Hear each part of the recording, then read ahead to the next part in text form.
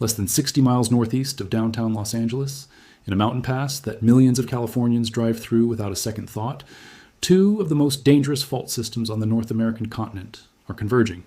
They have been converging for millennia. They have been locked and loading for over 160 years. In a study published 3 weeks ago in the Journal of Geophysical Research, Solid Earth has delivered a finding that earthquake scientists are describing in language they reserve for the most significant developments in their field. The stress at this junction has reached the highest level recorded at any point in the past 1,000 years. Not elevated, not above average, higher than at any moment in a millennium of reconstructed seismic history. And the configuration of that stress across the two converging fault systems, the precise relationship between how loaded each one is relative to the other, is right now approaching the range that the geological record associates with earthquakes that don't stay on one fault, earthquakes that cross the junction, earthquakes that spread simultaneously across both systems, amplifying their destructive reach across a region that includes Los Angeles County, Ventura County, Orange County, San Diego County, the Palm Springs Indio metropolitan area, and as far south as Tijuana. This is not a prediction of when an earthquake will occur. The scientists behind this research have said that explicitly, repeatedly, and on the record. What they are saying, with equal explicitness, is that the system is critically loaded, that the time to prepare is now, and that city managers and emergency responders should no longer be treating a multi-fault rupture through Cajon Pass as a remote worst-case scenario. They should be planning for it as a realistic possibility. The study was led by Lilian Burkhardt, a geophysicist at the University of Bern in Switzerland, working with co-authors from the University of Hawaii, the U.S. Geological Survey, and the University of California, San Diego. They designed a physics-based four-dimensional earthquake cycle model, simulating fault behavior in 3 spatial dimensions while also tracking how stress changed over time. The model was supplied with a 1,000-year earthquake history, reconstructed from geological evidence, including radiocarbon dating, tree ring records, and historical observations of ground ruptures. A 1,000-year reconstruction. Not a decade of GPS measurements, not a century of instrumental seismology, 1,000 years of geological detective work, mapping every large earthquake that has struck the San Andreas and San Jacinto fault systems since before European contact with North America, and then building a physics model that simulates year by year how stress accumulated and released across the entire system in the time since. Our results show that stress levels on multiple fault segments are now at or above the highest values seen in the past millennium, says Burkhardt.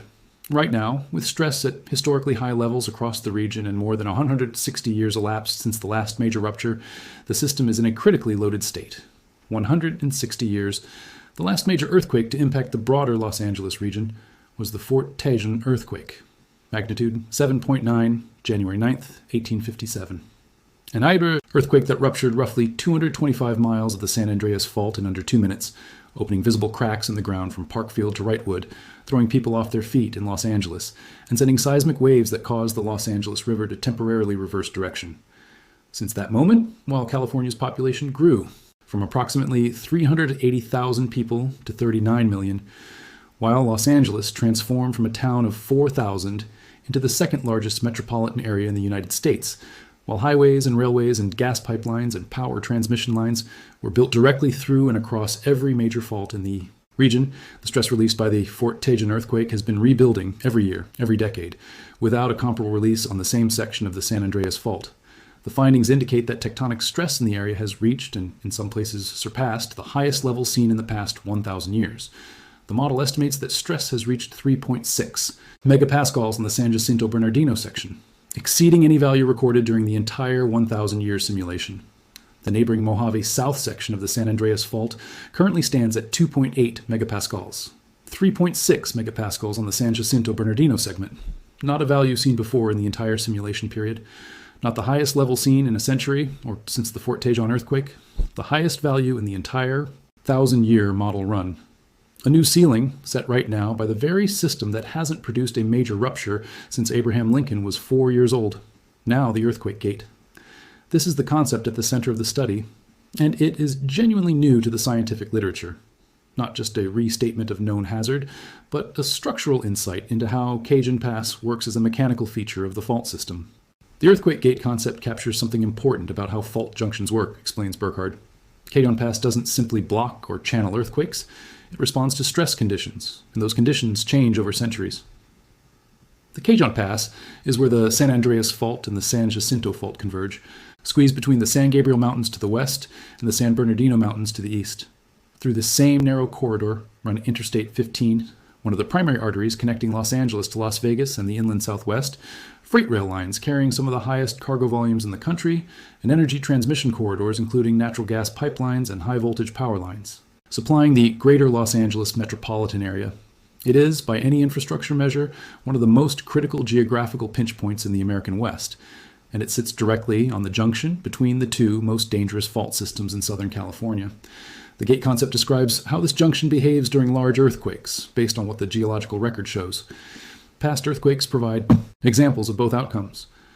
The Fort Tejon earthquake of 1857 stopped at Cajon Pass and did not rupture the San Jacinto Fault.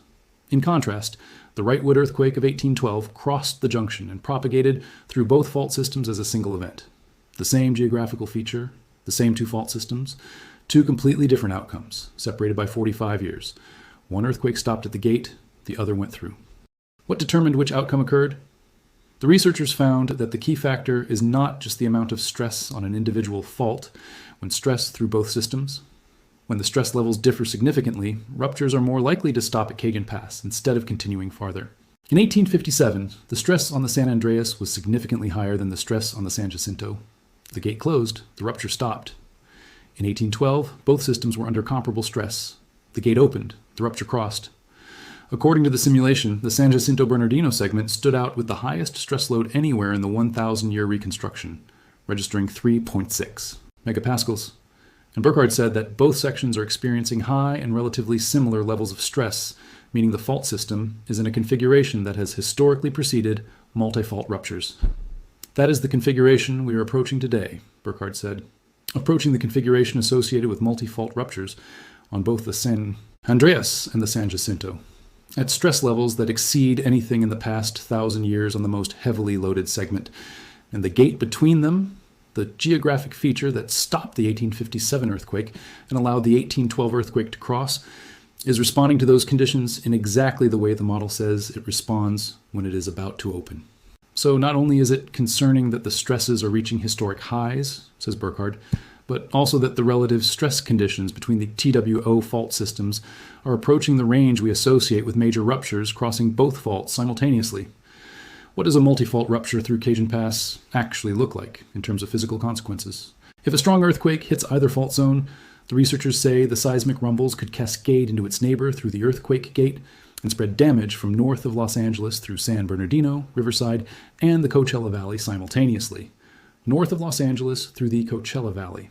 That is a rupture zone stretching from communities in the upper San Fernando Valley and the Antelope Valley through the San Bernardino metro area, itself a county of nearly 2.5 million people, through Riverside, through Palm Springs, through Indio, and the Coachella Valley's agricultural and resort corridor. Approximately 200 miles of populated landscape, experiencing simultaneous strong ground shaking rather than the localized impact of a single fault event. The critical infrastructure exposure at Cajon Pass alone is, in the words of the study itself, F, significant for millions of residents and for major transportation, energy, and commerce corridors across Southern California. Cajon Pass is home to highways, railways, and energy corridors that serve the greater Los Angeles metropolitan area. Interstate 15 carries roughly 130,000 vehicles per day through the pass. The BNSF Railways Transcon line, one of the busiest freight rail corridors in North America, runs directly through Cajon Pass. The Southern California Gas Company's major transmission infrastructure crosses the pass. A significant fault rupture at this location doesn't just produce ground shaking. It severs multiple simultaneous lifelines connecting Los Angeles to its supply chains. Lawrence Livermore and Berkeley National Laboratories have already been running what is being described as massive supercomputer simulations, specifically modeling the impact of an overdue large magnitude earthquake along the San Andreas Fault, independently of the Burkhardt study, and arriving at findings that reinforce the same underlying hazard picture. The scenario modeling those simulations are producing has been described by the scientists involved as devastating, with impacts across a region that modern earthquake planning has not fully confronted in its current infrastructure and population configuration. The USGS estimates a 75% likelihood of a magnitude 7 earthquake, similar to the Haiti earthquake of 2010 and the Indonesian earthquake of 2018 in California within the next 30 years. The new findings only add to that danger. Now, two things that are worth stating plainly, because precision matters when the topic is earthquake science.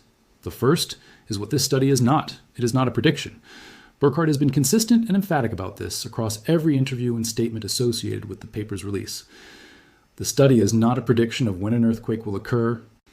What we can say is that the system is critically stressed and that physics-based models like ours give a clearer picture of the range of scenarios we should be prepared for.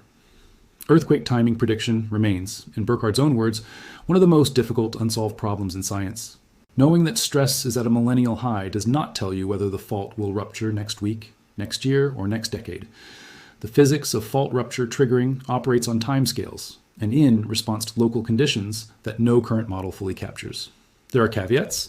The new research was a computer model, not a direct measurement of the current state of the two faults, which would yield more reliable data.